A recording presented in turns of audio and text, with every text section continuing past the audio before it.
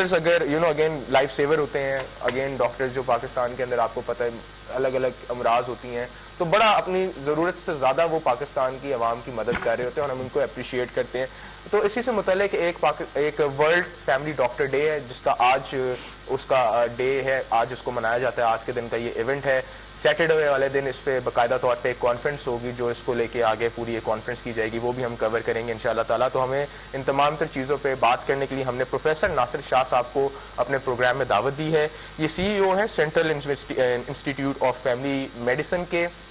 Family doctors کا جو concept ہے, فیملی فزیشین کا جو کانسیپٹ ہے, عام بندہ شاید اس کو بہت ایزی اور بہت ہی لائٹر ٹرمز میں سمجھتا ہے کہ شاید ہمارے محلے کا جو ڈاکٹر ہے یا جو ہماری فیملی میں ہمارے پھوپھا کا جو بیٹا ہے وہ ڈاکٹر ہے تو وہ ہے. ایسا نہیں ہوتا. اس کی باقاعدہ ایک ٹریننگ ہوتی ہے انٹرنیشنل لیول میں. یہ ایک بڑا سیریس آرگنائزیشن ہے جس کو کیری کیا جاتا ہے. پاکستان میں کیونکہ لوپ ہولز ہوتے ہیں تو اس طرح سے یہاں پہ وہ لوگ ایکٹیو نہیں ہیں. بہرحال ناصر شاہ صاحب کو ہم اپنے اس پروگرام میں خوش آمدید کہتے ہیں.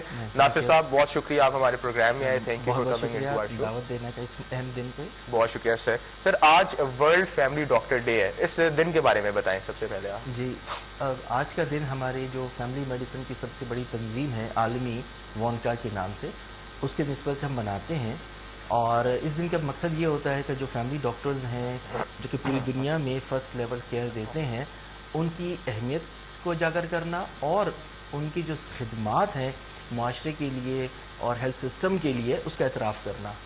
تو اس سلسلے میں منایا جاتا ہے. آج ہم بھی منا رہے ہیں. بڑی اچھی بات ہے سر. اگین ہم اپریشیٹ کرتے ہیں ڈاکٹرز کو کہ انہوں نے ہمیشہ اپنے قد کاٹ سے بڑھ کے پاکستان کی عوام کے لیے کام کیا ہے.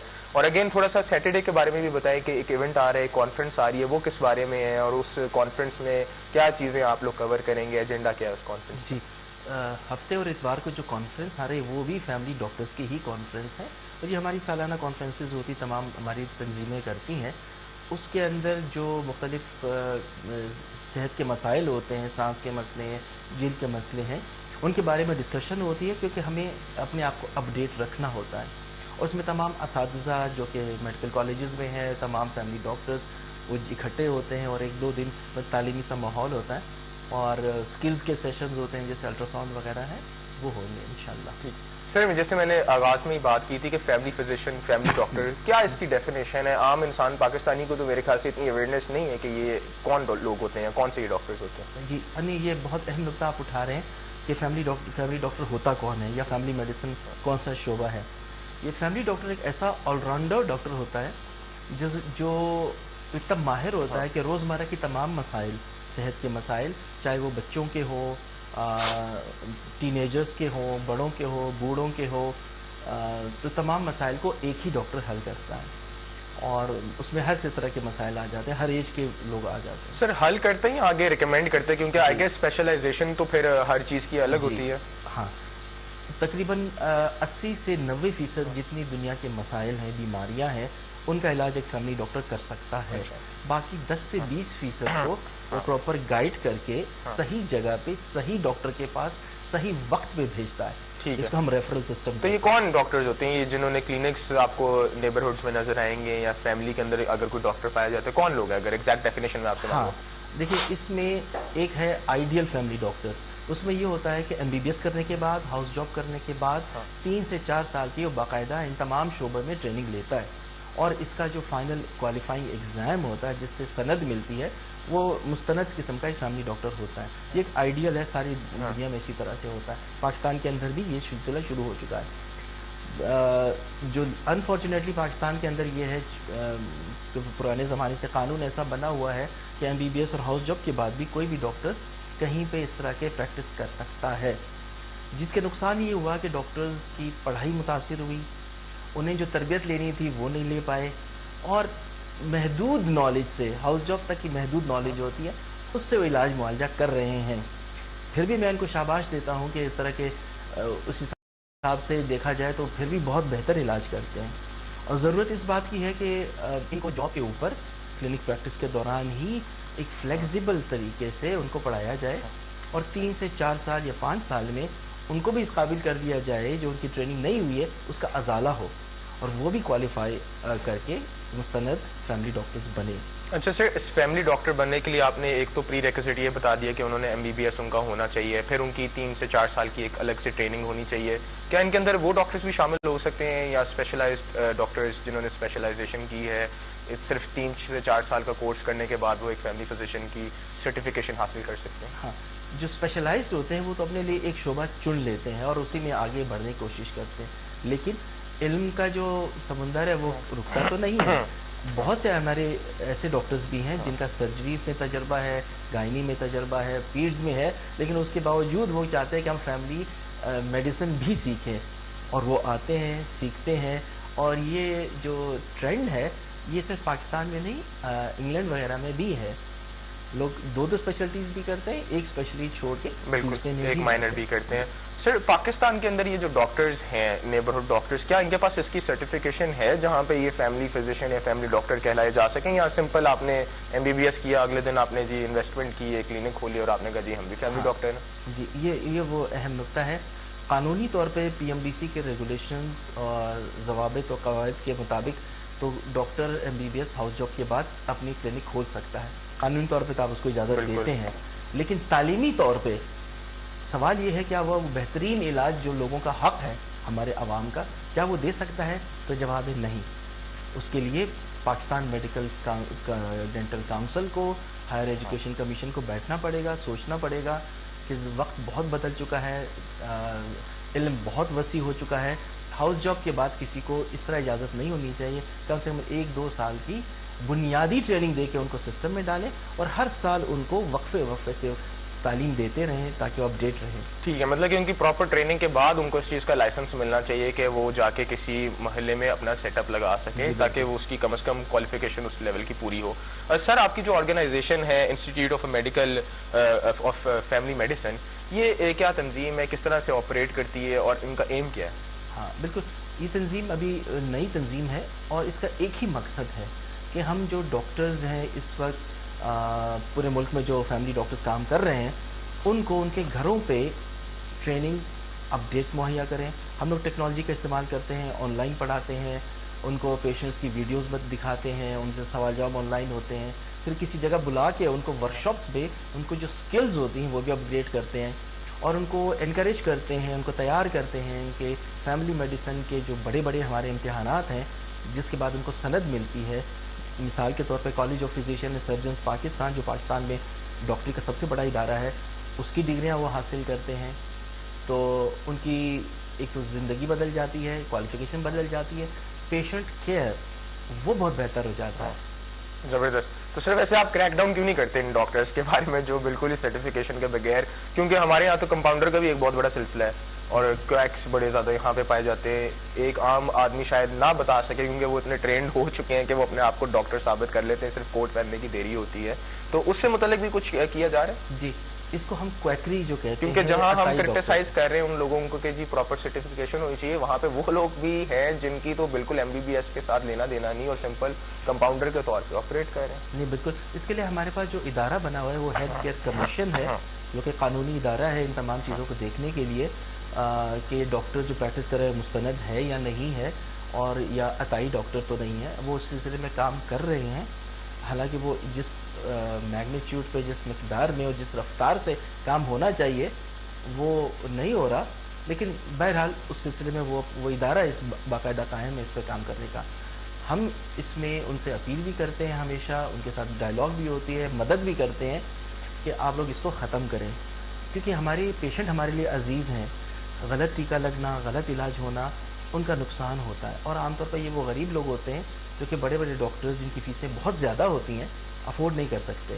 بالکل زبردست. سر، ویسے جنرل پبلک کو اگر آپ بتائیں کہ فیملی فزیشین، فیملی ڈاکٹر کی امپورٹنس ہے کیا اور کیوں ہمیں ان سے کنسلٹیشن لینی چاہیے، کیا ہمیں ان کے فائدے ہیں، کیا ہمیں ہم ان سے ایکسٹریکٹ کر سکتے ہیں؟ جی دیکھیے، فیملی ڈاکٹرز کی اہمیت کا لوگوں کو پتہ ہوتا ہے. تو ہمارے ملک کے 80% جو علاج ہے وہ وہی کر رہے ہوتے ہیں.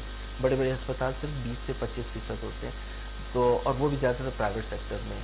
لوگ جاتے ہیں وہاں پہ تو لوگوں کے لیے کہ ایسے ڈاکٹر کا انتخاب کریں جن کا پہلے نمبر پہ اخلاق بہت اچھا ہو، نرم گفتار ہو، خیال لحاظ کرنے والے ہوں، دوسرا وہ مستند ہو، کوالیفائڈ ہوں، ٹھیک، اور اپنے جو کلینکل ججمنٹ ہے جو پیشنٹ کے حق میں وہ کرتے ہیں، امانت سمجھ کے فیصلہ کرتے ہیں، اس میں کسی چیز کا اثر نہ ہو، چاہے کسی دوائی بنانے والی کمپنی کا ہو، چاہے وہ کوئی اور چیز کا ہو.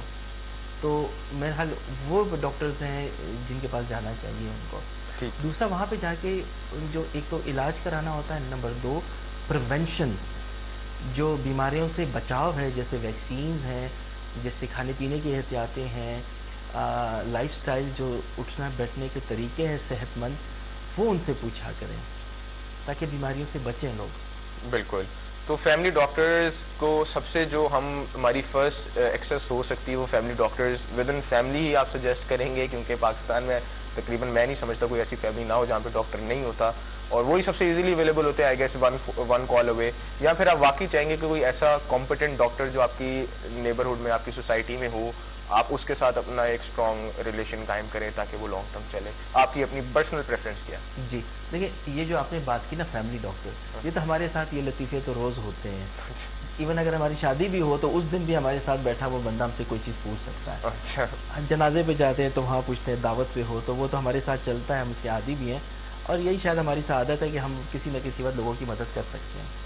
دوسرا آپ کا جو ہے پروفیشنل طور پہ ڈاکٹرز کا اکٹھا ہونا گروپس کی شکل میں، ایک تنظیم کی شکل میں، اور پالیسی کو انفلوئنس کرنا. مثال کے طور پہ 2 پالیسیز اگر میں نام لے لوں، ایک کوئکری کی جس کا آپ نے ذکر کیا، وہ بھی ایک مشترکہ طور پہ جد ہوگی تو وہ رکے گا، انفرادی طور پہ وہ نہیں رک سکتا.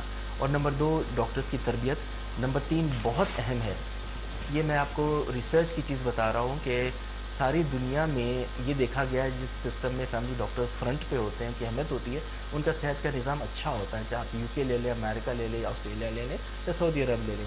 اور جہاں پہ جیسے پاکستان ہے جس میں ہماری جو کاؤنسل ہے وہ اہمیت نہیں دیتی، MBBS میں فیملی میڈیسن پڑھایا ہی نہیں جاتا، بڑی مشکل سے کوئی 100 گھنٹے رکھتے ہیں پھر نکال دیتے ہیں.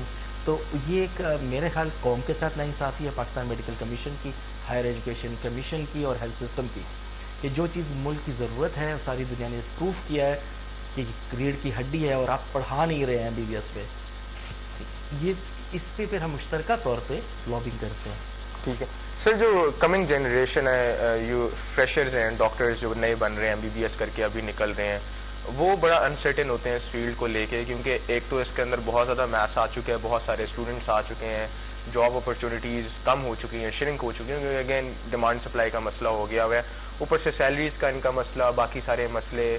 ایسے ماحول میں جب آپ بات کرتے ہیں کہ ایک فیملی ڈاکٹر ایسا ڈھونڈیں جو اپنے کام کے ساتھ سنسیئر ہو، جس کو دوائیوں سے لگاؤ نہ ہو، جس کو کاروبار سے اس طرح کا نہ ہو، بڑا مشکل ہو جاتا ہے. آپ کو نہیں لگتا کہ یہ ذرا فار فرام ریالٹی بات ہے؟ ہاں، یہ جو آپ نے بات کی یہ موضوع ہوتا ہے کہ career opportunities for fresh graduates, جو تازہ نکلنے والے ڈاکٹرز ہیں ان کے لیے کون کون سے موقع ہیں. ہر ایک کی کوشش ہوتی ہے وہ اسپیشلائز کر کے ایک ماہر یا مستند ڈاکٹر کے طور پہ کام کریں.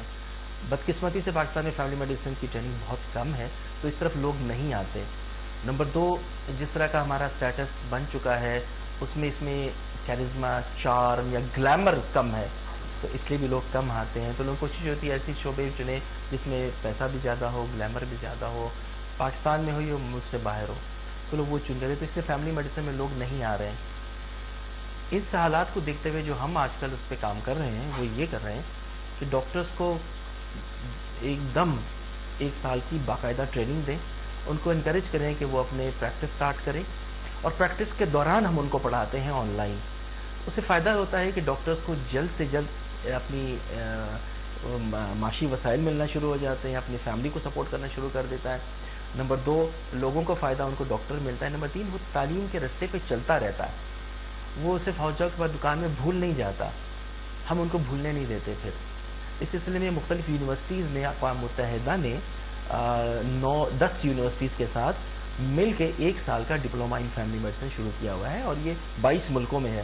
اور پاکستان میں بھی تقریباً آغا خان یونیورسٹی، شفا یونیورسٹی آف لاہور، بہت سی یونیورسٹیز جو ہیں، 10 یونیورسٹیز ہیں، نام لینا مشکل ہے، اس پہ کام کر رہی ہیں، جس میں ان ڈاکٹرز کو انکریج کرتے ہیں کہ آپ لوگ آئیں، اور جو سینئر ڈاکٹر ان کو بھی انکریج کرتے ہیں آپ لوگ پڑھائی کریں. اچھا سر، باہر کے ملک میں میں نے دیکھا ہے کہ انشورنس کا نظام بڑا اسٹرانگ ہے اور میڈیکل انشورنس ہوتی ہے، وہ آپ کے ایک پرومیننٹ ڈاکٹرز ہوتے ہیں، آپ ان کے ساتھ ایسوسیٹ کرتے ہیں through out your life time جب تک وہ انشورنس رہتی ہے. پاکستان کے اندر وہ کلچر ہے ہی نہیں انشورنس کا. ہمارے لیے ذرا شاید یہ سہولت ہی ایک طرح کی کہ آپ کو منتھلی پریمیم نہیں دینا پڑتا یا اینول پریمیم نہیں دینا پڑتا، لیکن اس کی وجہ سے آپ کا health sector I guess affect کرتا ہے کیونکہ وہ ایک روٹیشن نہیں چل رہی، وہ کارپوریٹ بھی نہیں ہو پا رہا، ایک میڈیکل کی فیسلٹی بھی نہیں اچھی آ رہی اور بس لکڑ تکڑ پروگرام چل رہا ہے. آپ انکریج کرتے ہیں کہ پاکستان کے اندر انشورنس آ جانی چاہیے؟ جیسے پاکستان تحریک انصاف نے ایک اچھا میئر لیا تھا، تھی تو ایک ٹائپ کی انشورنس ہی کہ وہ آپ کو 10 لاکھ روپے کا ہیلتھ کارڈ دے رہے تھے. اس ٹائپ کے کوئی میئرز ہونے چاہیے؟ جی نہیں بالکل، یہ کوئی ایک ایسا نظام کوئی نہیں ہے جو پرفیکٹ ہو اس طرح سے. ٹھیک، تو اس میں جو انشورنس کی بات کی ڈیفینیٹلی ہونا چاہیے. تھرڈ پارٹی پیمنٹ کہتے ہیں کہ انشورنس کمپنی پے کرے، لیکن آسٹریلیا میں یا انگلینڈ میں وہ NHS نیشنل سروسز یا حکومت کی طرف سے بھی وسائل مہیا کیے جاتے ہیں فیملی ڈاکٹرز کو، تو وہاں پہ وہ نظام ہوتا ہے، بڑا اچھا چلتا ہے. ہمارے ہاں جو ہوتی ہے اس کو ہم کہتے ہیں آؤٹ آف پاکٹ ایکسپینس، لوگ اپنی جیب سے خرچ کر کے اپنا کرتے ہیں. تو اس میں نقصان ان کا ہوتا ہے جن کی جیب چھوٹی ہے، جو کہ بڑے بڑے اسپتالوں میں بڑی بڑی فیسیں نہیں لے سکتے. جو صحت کارڈ تھا PTI کا، وہ ایک اچھا قدم تھا، اور اس میں ان لوگوں کو جو افورڈ نہیں کر سکتے تھے ان کو جو بڑی بڑی بیماریاں تھیں جو اسپتالوں میں آپریشن یا جو ان کی سہولت تو مل گئی تھی.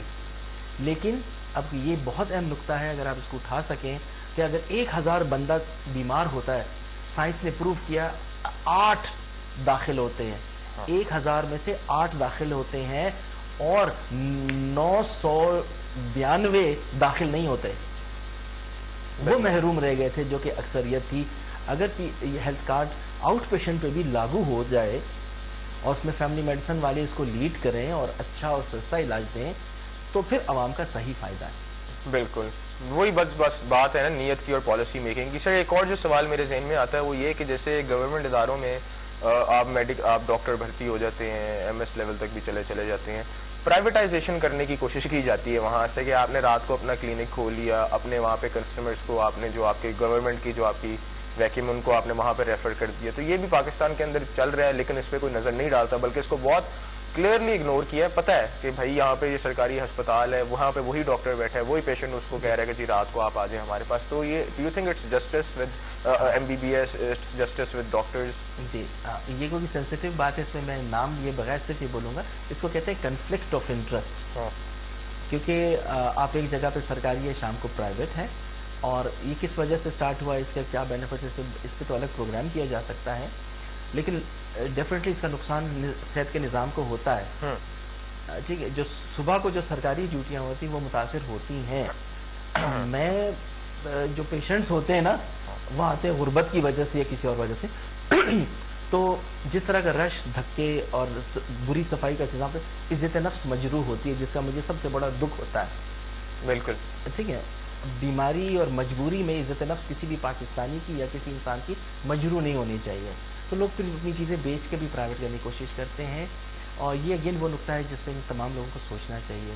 کسی بھی ملک کا جو اچھے نظام ہے اس میں یہ کنفلکٹ نہیں ہوتا، یا تو آپ سرکاری ہیں یا پرائیویٹ ہیں، دونوں نہیں ہو سکتے. بالکل، لیکن پاکستان کے اندر ایسا ہوتا ہے اور ایسا ہو رہا ہے.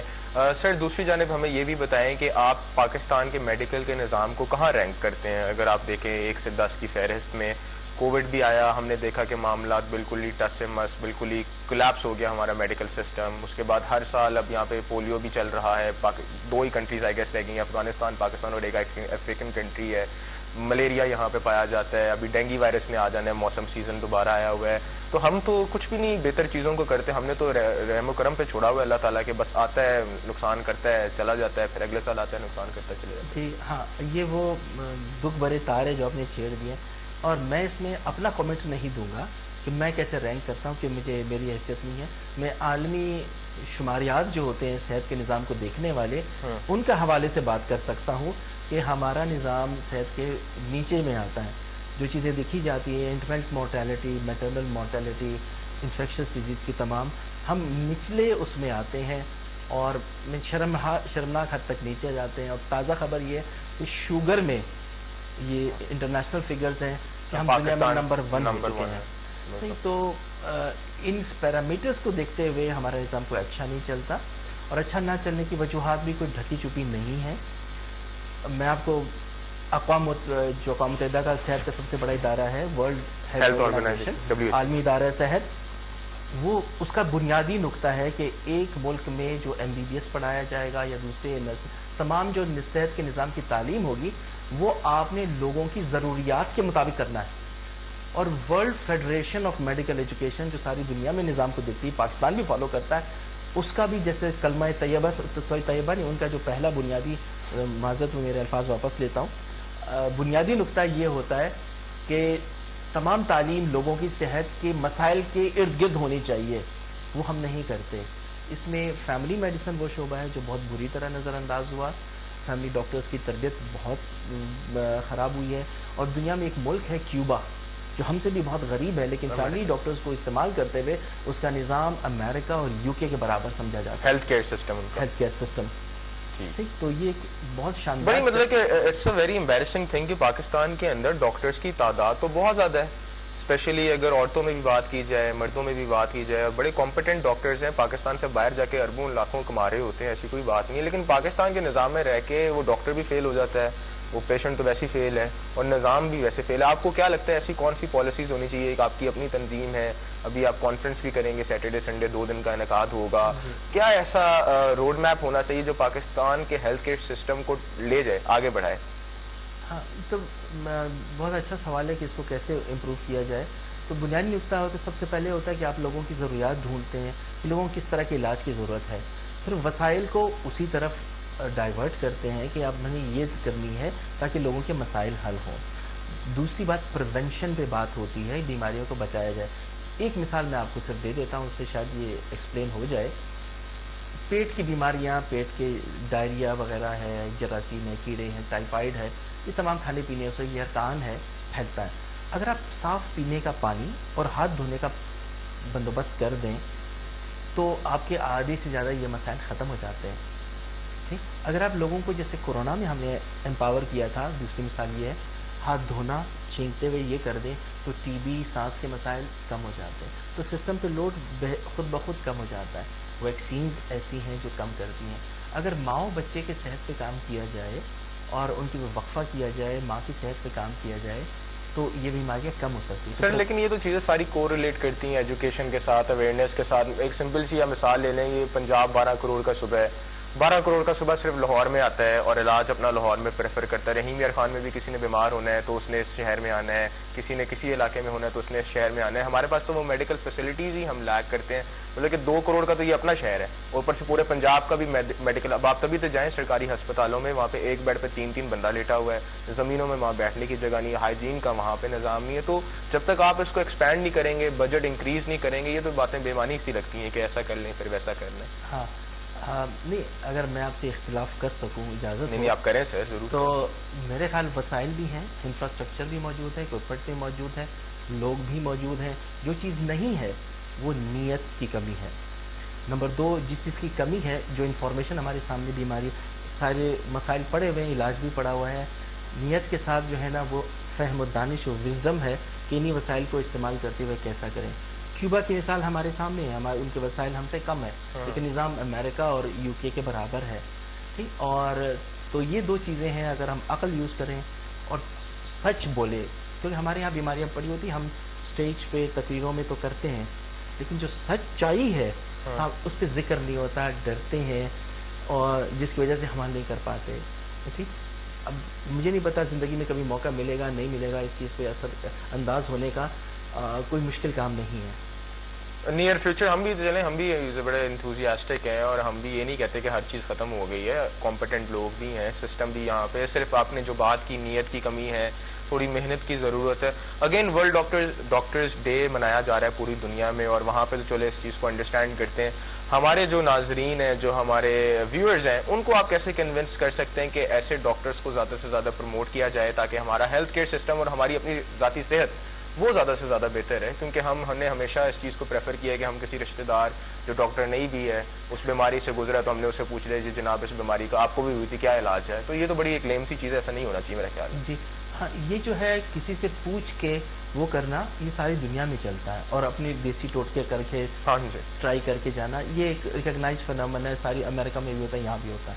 اس کو تو ہم شاید نہ روک سکیں، اس کو بہتر کر سکتے ہیں کہ لوگوں کے پاس نالج اچھا ہو، سالڈ ہو، گوگل نہ کریں تاکہ ان کو مستند ادارے جیسے patient.co.uk سے آپ مستند انفارمیشن لے سکتے ہیں. دوسرا جو ہے لوگوں سے ہم یہی ریکویسٹ کریں گے کہ ڈاکٹرز جو پڑھائی لکھائی کرتا ہے، جس کا اخلاق اچھا ہو اور بہت زیادہ دوائیاں نہ لکھتا ہو اور زیادہ ٹیکے نہ لگاتا ہو، تو وہ صحیح ڈاکٹر ہوتا ہے. تو پہچان یہ ہوگی انجیکشن سے بچنا، پڑھنا اور اچھا اخلاق. ٹھیک ہے، بہت شکریہ ناصر شاہ صاحب، آپ نے بڑی اچھی ایکسپلینیشن دی ہے ورلڈ ڈاکٹر ڈے سے متعلق. اور یہ ڈاکٹرز لائف سیورز ہوتے ہیں، بلکہ خدمت خلق کرنے کا بہترین طریقہ یہی کہ آپ خدمت مخلوق کریں، انسان کی مدد کریں گے، خدمت خلق خود بخود ہو جائے گی. اور ڈاکٹرز لائف سیورز ہوتے ہیں، ان کی رسپیکٹ بہت زیادہ ہے سوسائٹی کے اندر. بس اپنے کام کے ساتھ میرے خیال سے ان کو ذرا زیادہ سنسیئر ہونے کی ضرورت ہے. پہلے بھی ہیں لیکن مزید زیادہ، کیونکہ رسپانسبلٹی بہت زیادہ ہے. ناصر صاحب بہت شکریہ، آپ ہمارے پروگرام میں آئے. ایک بریک لیں گے چھوٹا سا، بریک سے جب واپس آئیں گے تو ہمارا ایک انٹرٹیننگ سیگمنٹ انتظار کر رہا ہوگا آپ کا. آپ نے کہیں جانا نہیں، ہمارے ساتھ ہی رہنا ہے.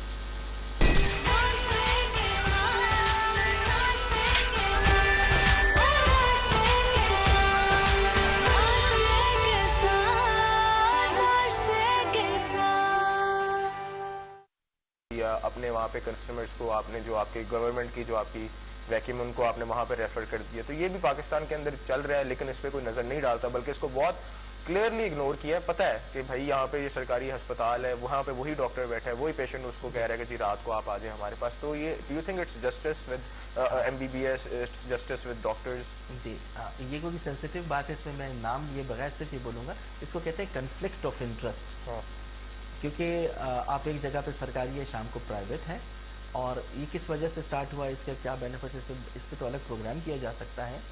لیکن ڈیفینیٹلی اس کا نقصان صحت کے نظام کو ہوتا ہے. ٹھیک ہے، جو صبح کو جو سرکاری ڈیوٹیاں ہوتی ہیں وہ متاثر ہوتی ہیں. میں جو پیشنٹس ہوتے ہیں نا، وہ آتے ہیں غربت کی وجہ سے یا کسی اور وجہ سے. تو جس طرح کا رش، دھکے اور بری صفائی کا انتظام، عزت نفس مجروح ہوتی ہے، جس کا مجھے سب سے بڑا دکھ ہوتا ہے. بالکل ٹھیک ہے، بیماری اور مجبوری میں عزت نفس کسی بھی پاکستانی کی یا کسی انسان کی مجروح نہیں ہونی چاہیے. تو لوگ پھر اپنی چیزیں بیچ کے بھی پرائیویٹ کرنے کی کوشش کرتے ہیں، اور یہ اگین وہ نقطہ ہے جس پہ تمام لوگوں کو سوچنا چاہیے. کسی بھی ملک کا جو اچھے نظام ہے اس میں یہ کنفلکٹ نہیں ہوتا، یا تو آپ سرکاری ہیں یا پرائیویٹ ہیں، دونوں نہیں ہو سکتے. بالکل، لیکن پاکستان کے اندر ایسا ہوتا ہے اور ایسا ہو رہا ہے. سر دوسری جانب ہمیں یہ بھی بتائیں کہ آپ پاکستان کے میڈیکل کے نظام کو کہاں رینک کرتے ہیں؟ اگر آپ دیکھیں 1 سے 10 کی فہرست میں، کووڈ بھی آیا، ہم نے دیکھا کہ معاملات بالکل ہی ٹس سے مس، بالکل ہی کولیپس ہو گیا ہمارا میڈیکل سسٹم. اس کے بعد ہر سال اب یہاں پہ پولیو بھی چل رہا ہے. 2 ہی کنٹریز آئی گیس رہ گئی ہیں، افغانستان، پاکستان، اور ایک افریقن کنٹری ہے. ملیریا یہاں پہ پایا جاتا ہے، ابھی ڈینگی وائرس نے آ جانا ہے، موسم سیزن دوبارہ آیا ہوا ہے. تو ہم تو کچھ بھی نہیں بہتر چیزوں کو کرتے، ہم نے تو رحم و کرم پہ چھوڑا ہوا ہے اللہ تعالیٰ کے، بس آتا ہے نقصان کرتا ہے چلا جاتا ہے، پھر اگلے سال آتا ہے نقصان کرتا چلے جاتا ہے. جی ہاں، یہ وہ دکھ بھرے تارے جو آپ نے چھیڑ دیے، اور میں اس میں اپنا کمنٹ نہیں دوں گا کہ میں کیسے رینک کرتا ہوں، کہ مجھے میری حیثیت نہیں ہے. میں عالمی شماریات جو ہوتے ہیں صحت کے نظام کو دیکھنے والے، ان کا حوالے سے بات کر سکتا ہوں کہ ہمارا نظام صحت کے نیچے میں آتا ہے. جو چیزیں دیکھی جاتی ہیں، infinite mortality, maternal mortality, infectious disease کی تمام، ہم نچلے اس میں آتے ہیں، اور شرمناک حد تک نیچے جاتے ہیں. اور تازہ خبر یہ کہ شوگر میں یہ انٹرنیشنل فگرز ہیں کہ ہم دنیا میں نمبر 1 ہو چکے ہیں. تو ان پیرامیٹرز کو دیکھتے ہوئے ہمارا نظام کوئی اچھا نہیں چلتا، اور اچھا نہ چلنے کی وجوہات بھی کوئی ڈھکی چھپی نہیں ہے. میں آپ کو جو اقوام متحدہ کا صحت کا سب سے بڑا ادارہ ہے، ورلڈ ہیلتھ آرگنائزیشن، عالمی ادارہ صحت، وہ اس کا بنیادی نقطہ ہے کہ ایک ملک میں جو MBBS پڑھایا جائے گا یا دوسرے نرس، تمام جو صحت کے نظام کی تعلیم ہوگی وہ آپ نے لوگوں کی ضروریات کے مطابق کرنا ہے. اور world federation of medical education جو ساری دنیا میں نظام کو دیکھتی ہے، پاکستان بھی فالو کرتا ہے، اس کا بھی جیسے کلمہ طیبہ نہیں، ان کا جو پہلا بنیادی، معذرت میں میرے الفاظ واپس لیتا ہوں، بنیادی نقطہ یہ ہوتا ہے کہ تمام تعلیم لوگوں کی صحت کے مسائل کے ارد گرد ہونی چاہیے. وہ ہم نہیں کرتے. اس میں فیملی میڈیسن وہ شعبہ ہے جو بہت بری طرح نظر انداز ہوا. فیملی ڈاکٹرز کی تربیت بہت خراب ہوئی ہے. اور دنیا میں ایک ملک ہے کیوبا جو ہم سے بھی بہت غریب ہے, لیکن فیملی ڈاکٹرز کو استعمال کرتے ہوئے اس کا نظام امریکہ اور یو کے برابر سمجھا جاتا ہے. Health care system health care system, ٹھیک. تو یہ ایک بہت شاندار بڑی مطلب کہ it's a very embarrassing thing کہ پاکستان کے اندر ڈاکٹرز کی تعداد تو بہت زیادہ ہے, اسپیشلی اگر عورتوں میں بھی بات کی جائے, مردوں میں بھی بات کی جائے. بڑے کمپیٹنٹ ڈاکٹرز ہیں, پاکستان سے باہر جا کے اربوں لاکھوں کما رہے ہوتے ہیں, ایسی کوئی بات نہیں ہے. لیکن پاکستان کے نظام میں رہ کے وہ ڈاکٹر بھی فیل ہو جاتا ہے, وہ پیشنٹ تو ویسے فیل ہے اور نظام بھی ویسے فیل ہے. آپ کو کیا لگتا ہے ایسی کون سی پالیسیز ہونی چاہیے؟ ایک آپ کی اپنی تنظیم ہے, ابھی آپ کانفرنس بھی کریں گے, سیٹرڈے سنڈے 2 دن کا انعقاد ہوگا. کیا ایسا روڈ میپ ہونا چاہیے جو پاکستان کے ہیلتھ کیئر سسٹم کو لے جائے, آگے بڑھائے؟ ہاں, تو بہت اچھا سوال ہے کہ اس کو کیسے امپروو کیا جائے. تو بنیادی نکتہ ہوتا ہے, سب سے پہلے ہوتا ہے کہ آپ لوگوں کی ضروریات ڈھونڈتے ہیں, لوگوں کو کس طرح کے علاج کی ضرورت ہے, پھر وسائل کو اسی طرف ڈائیورٹ کرتے ہیں کہ آپ نے یہ کرنی ہے تاکہ لوگوں کے مسائل حل ہوں. دوسری بات پریونشن پہ بات ہوتی ہے, بیماریوں کو بچایا جائے. ایک مثال میں آپ کو صرف دے دیتا ہوں, اس سے شاید یہ ایکسپلین ہو جائے. پیٹ کی بیماریاں, پیٹ کے ڈائریا وغیرہ ہے, جراثیم ہے, کیڑے ہیں, ٹائیفائڈ ہے, یہ تمام کھانے پینے سے یہ ارتان ہے, پھیلتا ہے. اگر آپ صاف پینے کا پانی اور ہاتھ دھونے کا بندوبست کر دیں تو آپ کے آدھی سے زیادہ یہ مسائل ختم ہو جاتے ہیں. ٹھیک, اگر آپ لوگوں کو جیسے کورونا میں ہم نے امپاور کیا تھا, دوسری مثال یہ ہے ہاتھ دھونا چھینکتے ہوئے یہ کر دیں تو ٹی بی, سانس کے مسائل کم ہو جاتے ہیں. تو سسٹم پہ لوڈ خود بخود کم ہو جاتا ہے. ویکسینز ایسی ہیں جو کم کرتی ہیں. اگر ماں بچے کے صحت پہ کام کیا جائے اور ان کی وقفہ کیا جائے, ماں کی صحت پہ کام کیا جائے تو یہ بیماریاں کم ہو سکتی ہیں. سر لیکن یہ تو چیزیں ساری کو ریلیٹ کرتی ہیں ایجوکیشن کے ساتھ, اویئرنیس کے ساتھ. ایک سمپل سی مثال لے لیں, یہ پنجاب 12 کروڑ کا صوبہ ہے, 12 کروڑ کا صوبہ صرف لاہور میں آتا ہے اور علاج اپنا لاہور میں پریفر کرتا ہے. رحیم یار خان میں بھی کسی نے بیمار ہونا ہے تو اس نے اس شہر میں آنا ہے, کسی نے کسی علاقے میں ہونا ہے تو اس نے اس شہر میں آنا ہے. ہمارے پاس تو وہ میڈیکل فیسلٹیز ہی ہم لیک کرتے ہیں. مطلب کہ 2 کروڑ کا تو یہ اپنا شہر ہے, اوپر سے پورے پنجاب کا بھی میڈیکل. اب آپ تبھی تو جائیں سرکاری ہسپتالوں میں, وہاں پہ ایک بیڈ پہ 3 بندہ لیٹا ہوا ہے, زمینوں میں وہاں بیٹھنے کی جگہ نہیں, ہائیجین کا وہاں پہ نظام نہیں ہے. تو جب تک آپ اس کو ایکسپینڈ نہیں کریں گے, بجٹ انکریز نہیں کریں گے, یہ تو باتیں بےمانی سی لگتی ہیں کہ ایسا کر لیں پھر ویسا کر لیں. ہاں, نہیں, اگر میں آپ سے اختلاف کر سکوں, اجازت نہیں, آپ کریں سر ضرور. تو میرے خیال وسائل بھی ہیں, انفراسٹرکچر بھی موجود ہے, اکوپمنٹ بھی موجود ہے, لوگ بھی موجود ہیں. جو چیز نہیں ہے وہ نیت کی کمی ہے. نمبر 2, جس چیز کی کمی ہے, جو انفارمیشن ہمارے سامنے بیماری سارے مسائل پڑے ہوئے ہیں, علاج بھی پڑا ہوا ہے, نیت کے ساتھ جو ہے نا وہ فہم و دانش و وزڈم ہے کہ انہی وسائل کو استعمال کرتے ہوئے کیسا کریں. کیوبا کی مثال ہمارے سامنے ہے, ان کے وسائل ہم سے کم ہے لیکن نظام امریکہ اور یو کے برابر ہے. ٹھیک, اور تو یہ 2 چیزیں ہیں. اگر ہم عقل یوز کریں اور سچ بولے, کیونکہ ہمارے یہاں بیماریاں پڑی ہوتی, ہم اسٹیج پہ تقریروں میں تو کرتے ہیں لیکن جو سچائی ہے اس پہ ذکر نہیں ہوتا, ڈرتے ہیں اور جس کی وجہ سے ہم نہیں کر پاتے. ٹھیک, اب مجھے نہیں پتا زندگی میں کبھی موقع ملے گا نہیں ملے گا اس چیز پہ اثر انداز ہونے کا. کوئی مشکل کام نہیں ہے. نیئر فیوچر ہم بھی چلیں, ہم بھی بڑے انتھوزیاسٹک ہیں اور ہم بھی یہ نہیں کہتے کہ ہر چیز ختم ہو گئی ہے. کمپیٹنٹ لوگ بھی ہیں, سسٹم بھی یہاں پہ, صرف آپ نے جو بات کی نیت کی کمی ہے, تھوڑی محنت کی ضرورت ہے. اگین ورلڈ ڈاکٹرز ڈے منایا جا رہا ہے پوری دنیا میں اور وہاں پہ تو چلے اس چیز کو انڈرسٹینڈ کرتے ہیں.